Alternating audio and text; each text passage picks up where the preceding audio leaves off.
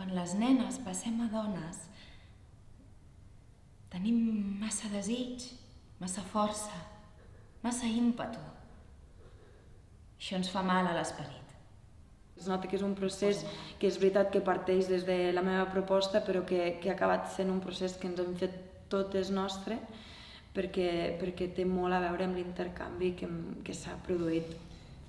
Si tu gaudeixes, no estaràs donant una entrega sincera al que després serà el teu home. Ens vam anar impregnant d'alguna manera, la Bàrbara i jo, d'aquest text, no? I llavors ha sigut tot com molt més fàcil a l'hora d'aprendre's el text, a l'hora d'entendre millor els personatges i de traspassar-ho al cos. Ha vingut com molt fluid tot plegat, no? I això és una cosa que s'agraeix.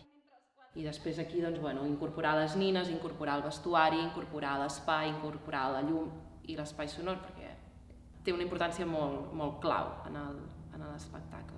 La teva existència val molt més que totes les altres. Hem fet de tu una dona lliure! Vull ser feliç! Ets feliç? No ho sé. Ah, si no ho saps és que no, canvia de vida! Canvio! Hi ha molts canvis, tant de ritme com de personatge, perquè fem molts personatges, com de sentiment, d'alguna manera. És un curro bèstia i que és molt agraït per una actriu poder-lo fer. Tu que ho tens Tot! Sí, tot! I tu què?